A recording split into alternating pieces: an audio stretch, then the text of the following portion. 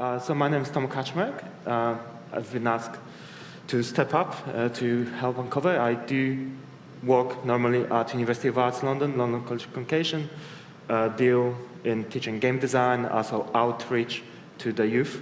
And I've got three amazing speakers with me. Let me start to my left. We've got Jade. Yes. Do you want to introduce yourself, or you want me to introduce you? I could probably do it. Might make it easier. Go for it. So, slight mic thing. Okay. Yes. So, hello. My name is Jade Liam Truskell. I am the audio producer at Silver Rain Games, and I've been over there for just over a year. Previously, I was a freelance music composer, and I will fiddle with this in a moment. So I've been a freelance music composer for roughly about 10 years in the industry, so I've been around in the industry for a little while. I also run communities in London, so one which is Game Dev London. So I currently work with Tom at Game Dev London, which is really, really cool. So previously before that, it used to be called Game Dev Lunch. So I just run a lunchtime social meeting in the library, and we grew over the pandemic lockdown era into Game Dev London. I'm also a member of POC in Play, so we just curate spaces for people of color within the industry, and we just try to create a community with like-minded individuals and individuals that come from various different, basically non-white background, basically, and we're just trying to create a safe space for all of us in here. So that's me. Hello. Well, we also have joining with us online, Leah, if you can introduce yourself. Sure. My name is Leah Mwanga Magoye. I'm a narrative designer and a writer. I'm currently story lead at De Gute Fabrik on a new narrative-driven game, and I freelance as well as a narrative designer for streamers. That's me. Splendid. Thank you very much. And last but not least, I think I guess it's in the title anyway, but the relevance of my appearance on this panel is I'm part of Ensemble for 2022. Yeah, totally. And last but not least, we've got Taiwo. Hi everyone, I'm Taiwo Omishore. I work full-time as a solutions engineer, but I also work as an app developer in my free time. So I've made 8 apps in total, 7 of those being games, and 1 social media app, both on iOS and Android native, using Unity and a whole host of other different IDEs. Nice. Right. So Ensemble, it's already in its 4th edition. Wow, already. That's amazing.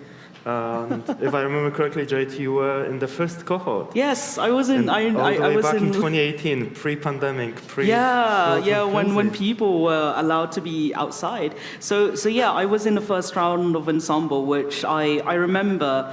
I think I messaged Shana, and I was just like, "Hey, this sounds really cool. Like, can I be a part of it? I want to help out." And I ended up being featured. So I was just like, "Oh, okay. This is great." So if you don't know me, the first round of Ensemble people, we were all photographed, and the pictures were in black and white. So yes, I was the black and white round of those. Also, one of the speakers yesterday at Carezon was Anissa Sanusi, which was Ensemble member from 2019. So it's good to see people coming back, still being present in the industry, and all of them you can find out in the indie zone. You've got the whole panel and so forth. And each of you as members of Ensemble was providing a little bit of backstory to yourself, kind of like context. How did you enter the industry? What things inspired you? And I kind of wrote myself a little notes here and there to see how it goes. Taiwo, as you were previously last, now I'll start with you. You do some teaching to members of the BAME community, to female, to inspire them to enter STEM fields, nice. Which is amazing. So I always point out to my students that the whole computing industry, it was initially female-dominated all the way to 60s, 70s, and only then it kind of flipped. But how you are finding it these days, and also Jade, and yeah, like how you seeing yourselves in this kind of very tech bro heavy setting. Yeah. I mean, I can start start. So with me, when I think about when I started learning how to program and dabbling with Flash games, there wasn't a lot of resources in terms of books, videos, any sort of tutorials on how to do anything. So it was very much like a bootstrap operation, and it was only because one of my primary school teachers noticed that I had a liking for computers, kind of persuaded my mum to get the internet, and this was like, we had a Windows 95 computer. We was like the first family on the street to get the internet. It was like 28 KPS dial-up internet, and my mum hated it because she couldn't use the phone whenever we went online. But it was like, I really hoped that being a mentor and teaching people and saying like, look, this is a viable career option, this is something that you can do. I've got all the time in the world for it. If anyone ever emails me or says, Ty, can we meet up for a coffee? I'm not sure if computing or STEM subjects is for me. More than happy to engage and talk about it because I didn't have those opportunities when I was growing up. Jade?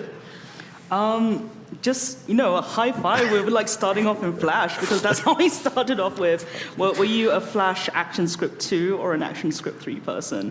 Three all the way. Okay, I started on 2, but yeah. So yeah, when I was in school as well, I grew up in a very typical Asian family, so I was heavily encouraged to, study piano, go violin lessons, ballets, swimming lessons, French, and Chinese school.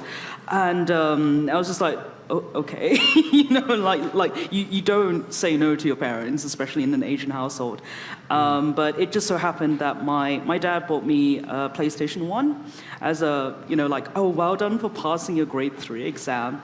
So through that, I played Final Fantasy, so that is still my favorite video game series ever. And I remember playing Final Fantasy 9 and just being very inspired by the story, the characters, and the music. And as a kid, to have an emotional impact, when you're younger, you're going to be a bit edgy and be like, I don't cry, I cried a lot. And I remember it was, I guess, spoiler alert, in Final Fantasy 9, the character finds out something about himself, and he's just like, I thought who I was just wasn't that. And so he's pushing all his friends away, and all his friends are going like, no, don't, you're still our friend. We still want to hang out with you. And yeah, the story was really powerful, the music was really powerful, and I had to stop playing and restart the PlayStation to replay that scene again. And from there, I was like, wow, music had such an impact on me. And then I took my music lessons a bit more seriously, and then that kind of helped formulate what I wanted to do in school, and yeah. So that's how I got into, I guess, games in the end. Yeah. Thank you. Leo? Sorry, could you repeat the question again? Was it more Sure. around gender or how we got in? Or? Sure. So my question was teaching people of color, female, about entering STEAM industry, which is, I know you're more a narrative designer, so you're more on the humanities side of the things, of the games. But still, as far as I remember, you went to event at Victoria and Albert Museum from Black Gamers, and that kind of show you, oh, I can be part of this industry despite not having that STEM background. And how is it like for you, how you're finding it? Yeah, actually, it was prior to that. It was the Ensemble exhibition. I forget where it was. It was somewhere near the British Museum. But yeah, no, Jade, it was your black and white series. Oh, thank you. That really began it, because I think it's what's interesting about Ensemble. It's not just the portraiture, and each year, as Jade said, has its own distinct style. Like it's not. Josh, our amazing photographer, always has something to say with the exhibitions, and that one was very classic. But it's also huge. It's very big. It's very. It makes you feel like these people are important, and so therefore that makes you feel like you're important as well. And so every aspect of the narrative of just the way that the exhibition is put together and then photographed, and the attention to detail and the intent behind it is so welcoming, and it's so inclusive, but it's also so, it's clear that it's not just for the sake of it. There's a kind of a beating heart underneath it. So it's very much Shana and Michael who are just the best. But in any case, I felt that, and then I went to the V&A exhibition, and it just felt like kismet. I was doing my MA at Central St Martin's, actually, at UAL, in dramatic writing, and it was a multidisciplinary course in that we learned about the foundations of storytelling, but like you could apply it to various different things. And I was always very attracted to games. Or more interactive. And it's funny you say it's more the humanities side, because I think there's a lot of logic, there's a lot of systems in the way that you think about constructing narrative design that it requires you to think in a way that's, potentially more logical. Although I think, story is very much about putting things together in a way that inspires people to restart their PlayStation and see the scene again. So that was the, spark, as it were, that lit the fire, that or continued to burn the fire. And then in terms of I think it's interesting, Jade, you're saying in your household, it was a very much don't say no to your parents. I think I was very blessed in. Or not blessed, I mean, they tried, but I'm trying to do it more, is have a household that rather than children don't say no to parents, have a household where parents always say yes and to their children, so that they can create a context for why violin or piano or maths or whatever would be important. And I guess that's what Ty does, he's saying, how can you contextualize STEM or these ideas that are seem very far away and bring them closer to me, so I can see, that's where I would fit in, that's why I would do it. And I think a lot of what I appreciate about Ensemble and what I always try to do is, and it feels very daunting when people say, you're in the industry. I don't really feel like I am. I feel like I'm, whatever that is, I feel like I'm industry adjacent. But it feels like when you say things like that, it feels very, not you per se, but when you feel like you're trying to break into something, it implies that there's a barrier, that there is something that you have to work very hard to move through. And I'm always like, how can we bring that down and just understand that all narratives are going to be the ones that you create? There's no one way to do anything, particularly in an industry or a profession as young as gaming. So it's always about trying to say, think very creatively about what you like and what people need, and how can those two things come together so that you can have, for as long as it's a capitalist society, so you can have something that pays your bills. No, totally. It's, you brought up some interesting points that I just wanted to talk about. Tyler did mention on his poster that kind of diversity breeds creativity, 100%. Right? That representation is important, as we can see, Jade being, part of that first Ensemble cohort, and even Ensemble being a thing, it kind of inspired other people to enter industry, to break into. But even when they are there's that sort of imposter syndrome. I don't belong to the industry, I'm just adjacent to it. I'm on the sidelines. But no, you are. If your name is in the credits, even if it's free game, you are part of the industry, really. Yep. But what's your experience with that? We can start with Jade. Oh, so what is your experience as in imposter syndrome or? Yeah, being part of industry. Part of the industry, oh gosh. It's no, it's for you, so your parents were kind of forcing you to do the music part. You didn't want it, but then game impacted you so much that you said that, oh, this will be my lifetime career. Yeah. And here you are. I would say I wouldn't say forced. I mean like heavily encouraged will be a much better way to say it. But yeah, so once I would say like it is definitely a lot easier to try and figure out where you want to go once you've figured out what you want to do in a way. So I would say that I was lucky that I knew I wanted to do something with music or something audio related, and I knew I wanted to work in video games because that was a really nice merge into that. But I was also like, okay, this is going to show my age here. But when I was looking at universities and like, oh, what can I study? There wasn't like a straightforward like, you will learn how to write music for video games, because like this was still like more than 10 years ago, really. I would say like I entered university in around 2007-ish, so it was a little while back, where there wasn't such a kind of like a huge range of, you know, computer sciences or game development. And like there are like video game courses here, and then you can start to specialize, but it wasn't that many. There were like maybe like a few, but they were like in far off places which I wasn't like comfortable into like traveling, or it didn't quite suit me. So in the end, I went into university, which is Basketball University, and I studied creative music tech.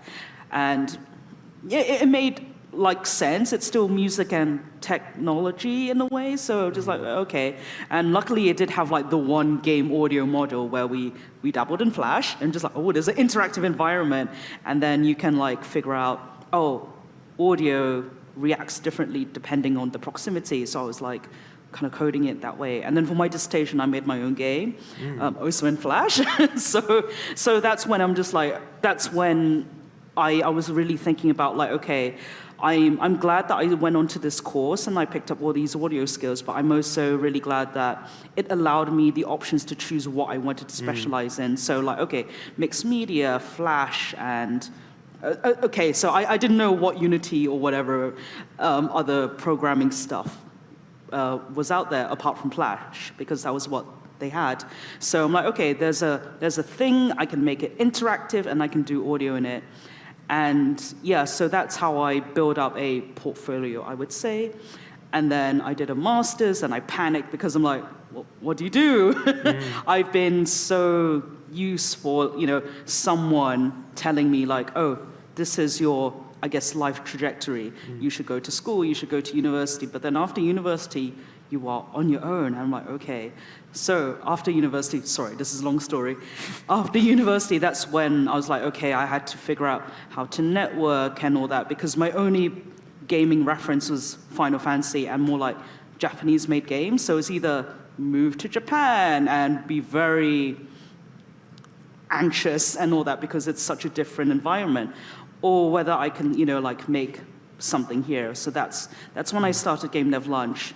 I went to all these different networking events, and then I went to Game Dev Lunch, and I found my community, and then that's how it all started.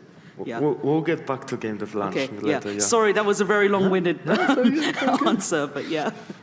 I think on imposter syndrome, like, it's definitely like a real thing. I think me as a solo independent developer for mobile applications, it's really difficult to find people in a very, very similar position. So they have a full-time job which, you know, supplements a lifestyle, pays the mortgage, pays the bills, but you kind of want to get into the industry, but you don't have the, I don't know, maybe the money coming in, the revenue coming in from the app development. So I've made a ton of different games, and, you know, it always makes me smile when people get in touch and say, you know, oh, I played through your game through the pandemic and it, you know, it helped me through a really rough time, or I play your game every single day, or I threw my phone out the window because I was so frustrated because your game's so hard.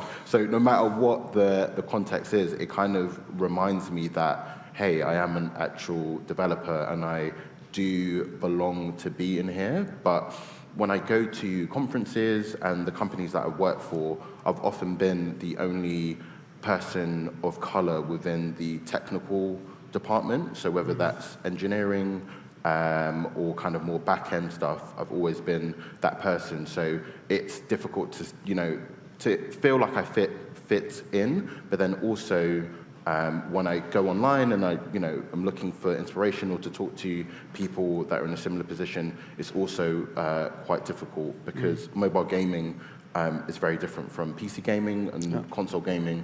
And me just being by myself, I have to be a designer, a marketer, a coder, sound person. So the imposter syndrome is really, really real. But, being here, being part of Ensemble, being an advocate, to say, hey, look, I hope that people that look like me in similar situations don't feel the same coming up in the industry as well. Yeah. Go for it. So I had I made notes as you guys were talking, and I do have to reframe it. I don't know that I would say what I was saying was, by saying I don't feel part of the industry, it's less imposter syndrome. I feel like I've worked long enough and hard enough that I know that I'm very good at what I do. And so if somebody asks, like, what's your favorite thing about your job? Like, why do you like that? I can talk to you for hours. Jade, story was not long in comparison to how long I could talk to you about story and narrative design. However, when I say I don't feel part of the industry, I think what I'm saying is that words, mean things, but they mean things to different people, and therefore, and they become frameworks. They become a way they become narratives, a way of understanding what something is. And so when people say industry, we were very, very wonderfully invited to the BAFTA Awards on Thursday, was it? Yeah. And it was wonderful to see so many Black women as presenters. But when you looked at who the winners were, it was very, very specifically, there was a very specific demographic who won the prizes, who were lauded, who were validated. And whilst that'll take time, I know like Jade's at Silver Rain and Corey from year 29, Corey and Abu Bakr from his year as well, 2018. Like Silver Rain is basically the best possible outcome of Ensemble is that relationships are created and then a space is made where a company that is unlike any other, having a Black man as the founder, a woman as the studio lead, having all these different types of voices together, and they're because of their talent and because of what they do, is not, to me, the industry. That is not something that I see. That is not something that, I understand that word to mean. So that's when I say, like, I don't feel like I'm an imposter in what I do. I feel like I'm not welcome based on the narrative, the visual, and like to me, like a narrative is action. It's what's actually done, not what's said, not words, but like who gets money, who gets to be the one who speaks and receives an award. What spaces, as Ty was saying about conferences, what do they look like? And what the conference looks like is they're telling you, this is who we are, this is what we do, which is what it is. And I don't think frameworks in and of themselves are bad. They're not moral, they're not good or bad. But what you have to do is interrogate them because they are just constructs. And you have to interrogate how useful is it for you? How useful is it for you to think of yourself as part of something that clearly doesn't reflect you? And then you have to think, okay, well, where am I gonna find my why? And I think it's so lovely to hear Ty be like, his why is very much how can you make sure that people don't go through what you did or create what it is that you would have wanted and needed. And that's certainly mine in terms of the stories that I want to tell and I try to tell is very much what would I want to experience, what would I want to do. So yeah, I think that's all of them. Oh yeah, so yeah, and I think Jade was saying about how she found her community. She did a lot of networking, and I think another thing that struck right. And this is the thing, I think we're so fortunate. Although Jade, I love the way you're like, I'm so old, I started university in 2007. I'm like, I graduated in 2008 and I took a gap year and I went to a 4-year university. So I'm like elderly in comparison to you. However, I digress. The point is, you need to find your community, and it's really, for me, I don't like people. I do. I mean, they're great. They're, fine. But I don't like to be places when I don't understand why we're there. If it's not like a specific thing, I can't do small talk. I can't pretend. I hate it. Yep. And so finding people who fascinate me because of what they do, or finding spaces where I don't feel so anxious has been a priority, and that's fine. I think that's another thing to just really listen to yourself when you are quote unquote networking, is try not to think of it as like a transactional thing, like what can this person do for me? Try to think about it as where are relationships that I can build, like spending time in this person's company makes me feel inspired, makes me feel calm, makes me feel better. And however that time is spent, if it's online, if it's in whatever way that you can feel a connection, lean into that, and don't think, oh, because I don't do it in this way, it's not right. Again, I think if there's a tagline of write a t-shirt, it would just be really, really interrogate narratives, interrogate what you understand to be the right way to do stuff, because again, it's just a construct, it'll change. And you can change it for yourself, just by deciding to. But you do have to do that every day, because the inputs from around the world, as I said, the visual narratives you see of this is where power lies, this is what's supposed to be the way, it'll be constant. So you need to find your community and your own internal reason for doing things, so that you can push through. And and just really embrace the fact that you're you. I think Ty was saying about how no one else, he's one of one. Who else is an independent app developer who does the specific things in the way that he does it, who's had the background he's had and whatnot. And sometimes that can feel isolating, but I guess if you just, again, change your perspective, is that's unique, that's remarkable, that's something necessary in the world, is you as you are, not trying to fit into anything else, which is something that I learned in my many years alive. Jade, say I'm elderly. High five is as well. That no, okay, you cannot join me in my age club. But last thing I would say is that I'm a narrative designer and a writer now. When I did classics at university, I then went into investment banking in 2008. I then helped my friend in startups and was trying to figure out stuff. I then was in production and then directing and editing, and every single thing that I did has helped me, but I never defined myself by what I did. I always tried to find what am I interested in? How can I evolve? Not discard everything, but how can I build on the skills that I've got? And now I've gotten to the place that I'm a narrative designer and a writer. But the other thing is never to try to box yourself into a title that you understand, because you can limit yourself. Just to let yourself move. I say all that and I sound really sure about myself and my life and my choices. I'm not. Again, it's a daily thing, but I wish someone had said that to me. So let yourself evolve. Absolutely. I don't know how that came from imposter syndrome, but I hope it means something to you. Hey, that's what game dev is about. We can make anything out of everything, But it's something you were talking on your poster on Ensemble. It's, to be conscious about all those exclusion narratives that are kind of present in our industry. And also that there's huge importance of democratization of access and creation. Something like Tyra mentioned, I'm coming to a studio, I'm the only person of color there.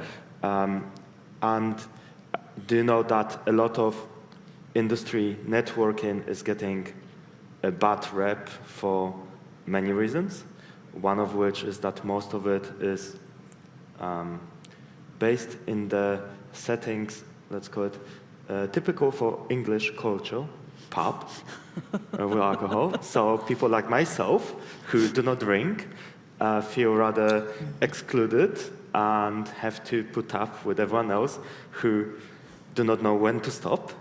And that's one of many reasons why you started the lunches. Yeah, if I remember from yesterday's talk. Yeah, so jumping, I guess sidestepping from the imposter syndrome as well.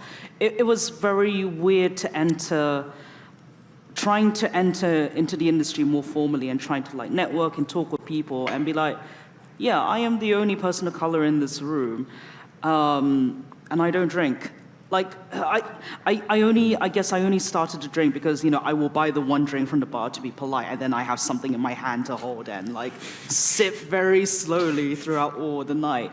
But it's that the one thing in terms of, like, oh, I am going to network to change myself, and then I can get better at talking to people. This is just a promise to myself. And, like, okay, I want to be in this industry. I want to make a space for myself in this industry. So I'm going to, like, you know, keep pushing myself forward until it got to the point where, oh, I'm organizing my own events. And then I can get people to come to me. And then I also like, okay, I'm a bit more comfortable with talking to people. I can allow myself to go up to people and say, hi, I'm Jade. I'm the host. If you have any questions, please come talk to me. And then there's the other side of like, there's a space here, but again, like I don't see anyone who looks like me.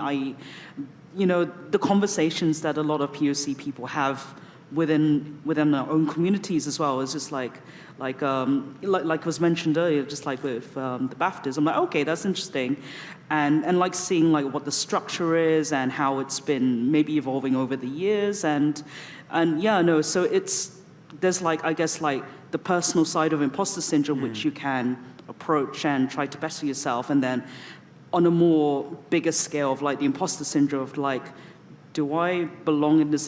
Do other people see me as belonging in this industry? Because like you mentioned, like, okay, it's a very like pub heavy drinking culture.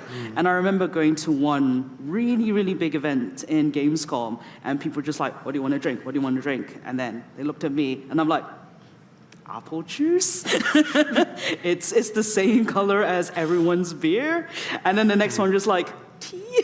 So yeah, it's just like, you know, so even after all of that, I'm just, screw it. Give me my tea. I would like some tea. So yeah, I say like, yeah, imposter syndrome is like, I guess, especially for us, there's like definitely different layers and faces to it. Sorry, I don't know if that answered your question.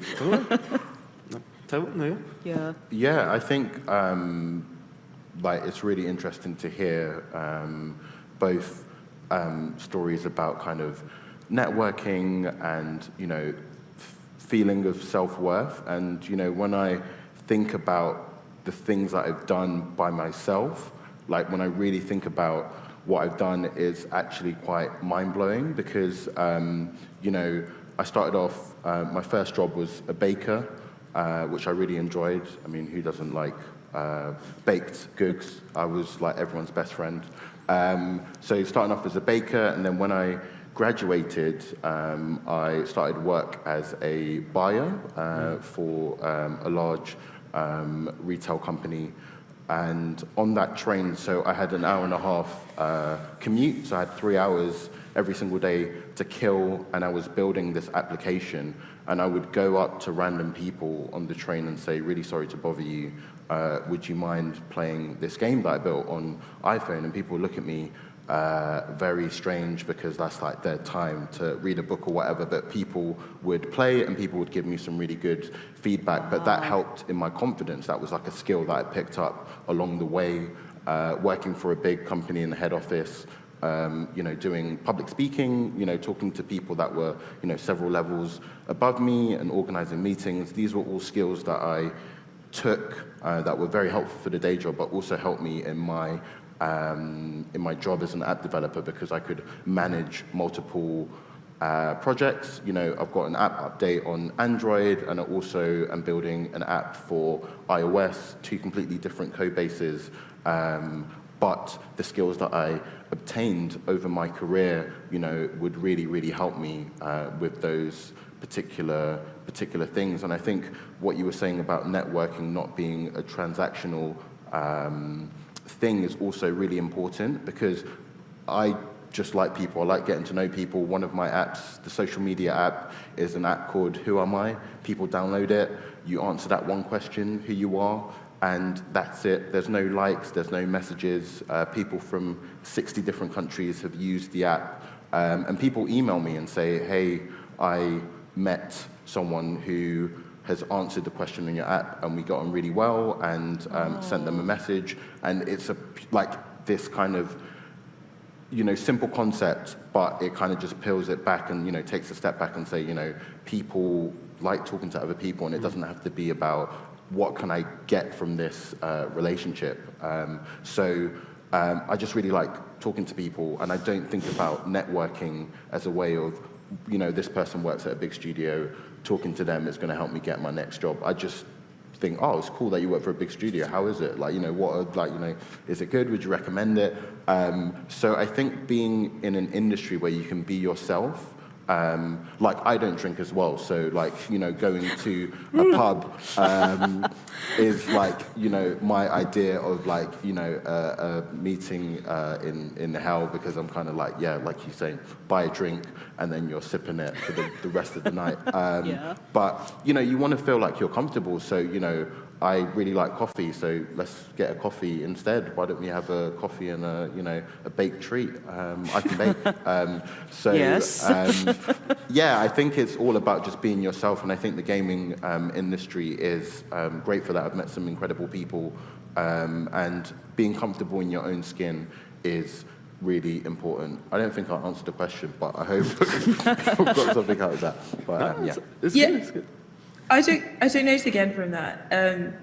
If I can reflect back, is that okay? Yeah, go Tom, for it. Go. You are the moderator, so I don't want to. Yeah, so I was thinking that, oh my days, Ty, your idea of hell is exactly the same as mine, apart from people would be talking about the weather. And it would be cold and dark, and I have to get the tube, and I don't want to be there. So I'm very similar, and it's so interesting. Jade, you were saying that to be polite, you would have bought a drink back in the day. I think I don't know if it's a function of my neurodiversity or my dad's stubbornness, which actually potentially is the same. It fundamentally would come from my dad. But I am I will always be kind and respectful, but I will never just be polite and nice, because again, to me, those are constructs that are useful for some people and really detrimental to others. This idea of propriety, this idea of what you're supposed to do, and Lord knows that where am I? I'm in Dublin.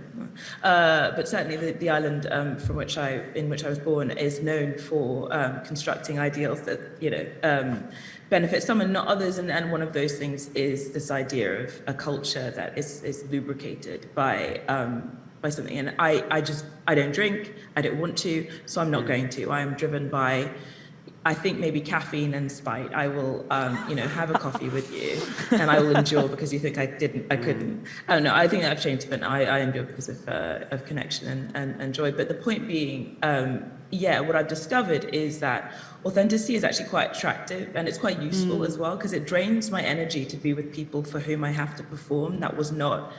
I learned dramatic writing in drama center, but I'm I respect the craft of acting. I cannot do it because it's a lot of energy, and I won't do it in my normal life. So I will always be kind. That's what I was trying to say, is that I'll be kind and respectful.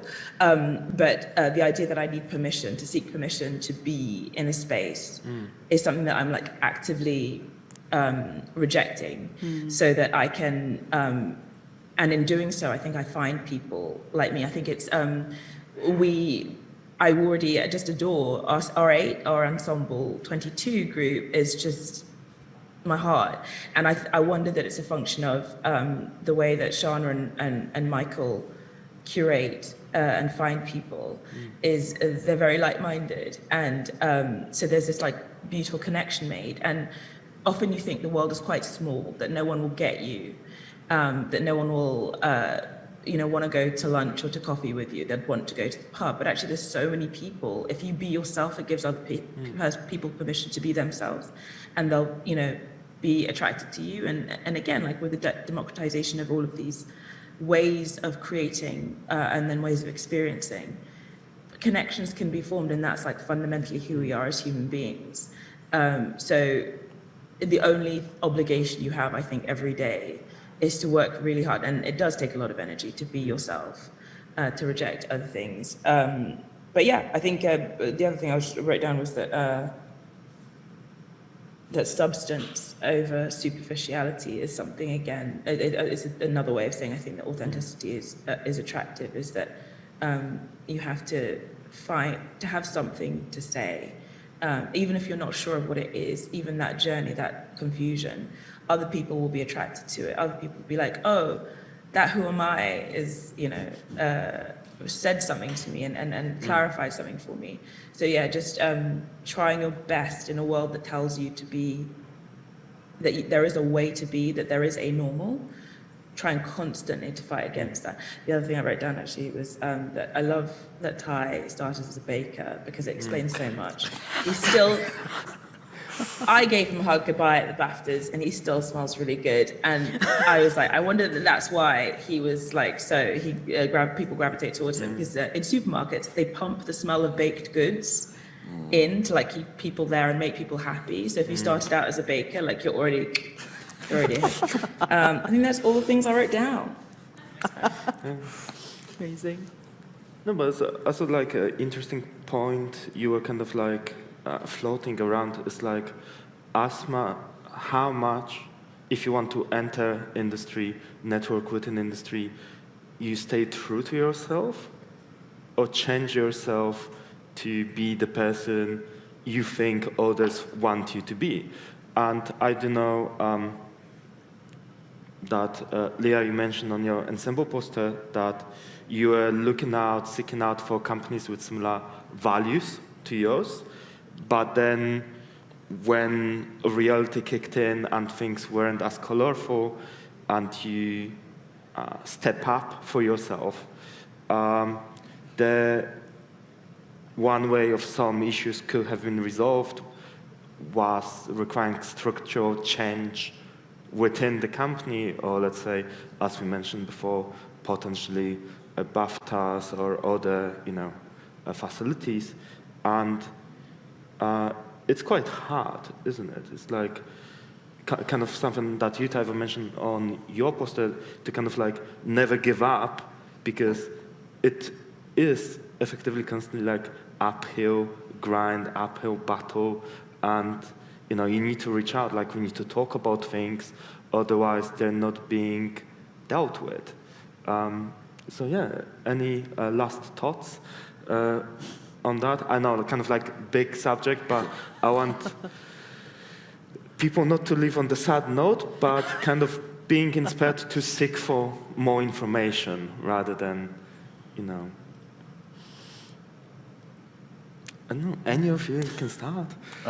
I would say that, it's incredible that we're in this position now talking about our lives, our struggles, and I don't think that it's all doom and gloom. I think, this is testament to the fact that it's a positive thing, but we also have to be realistic and, truthful, that it is quite a difficult uphill struggle to change the narrative, to change companies' cultures, what is tried and tested and works, and you come in and you're disruptive, people are going to be resistant to that.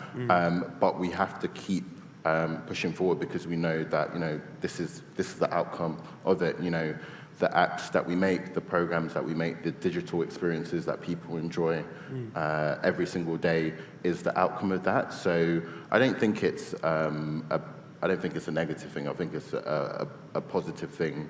And probably my mum really regrets getting a Nintendo Entertainment System for me and my twin brother when we were 4, because I think it set up a chain of events that have led me here. So so ever since, kind of being small, it's kind of like, this is a challenge, how do we overcome it? This is a challenge, how do we overcome it?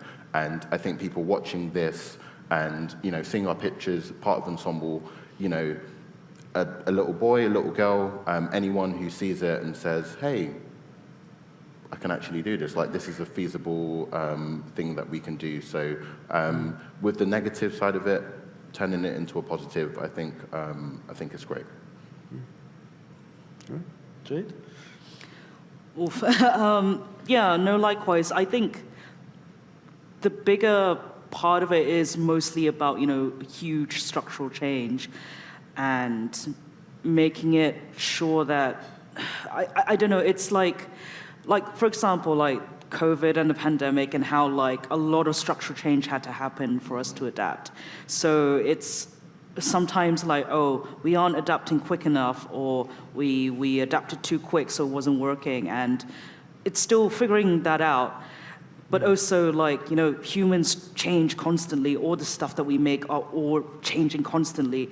Dialogue is constantly happening. So how can the structural change keep up to that? And it is a difficult thing. But Ty, like you said earlier, it's like having all these options, having the space to converse and discuss, but then also, I guess, maybe strength, or I don't know, the resources to actually take action as well, to like, okay, hey, this doesn't work, let's rejig things, let's restructure this element, but also, I guess, also with the intention of like, oh, we are doing this to make things better, not because we just want to change as well. Yeah. There's so many nuances, and it's multifaceted, and like, I don't have a nice, clean, it could be next answer. Panel. Yeah, exactly. Maybe. Yeah. So that's where I currently sit. Yeah. Yeah, I was just going to say, excuse me. I was going to say, oh Lord, sorry. The way you started was talking about my disappointment or disillusionment with companies going from believing what they said and then seeing what they did.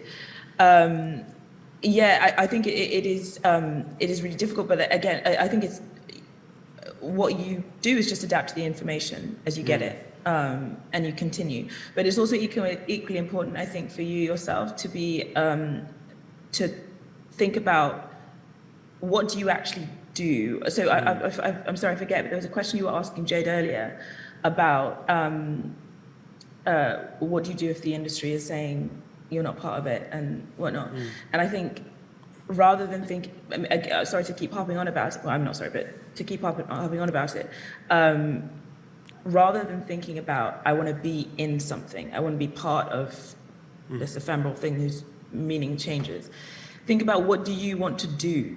Like, what do you, because that's fundamentally the only thing you can work on is, what do you want? What will make the journey, the chain of events to other places worthwhile? Is doing something that you're interested in, and as I say, that can change and evolve, and that in that change and evolution requires, I think, the fundamental thing, that the hope, I guess, at the bottom of the Pandora's box.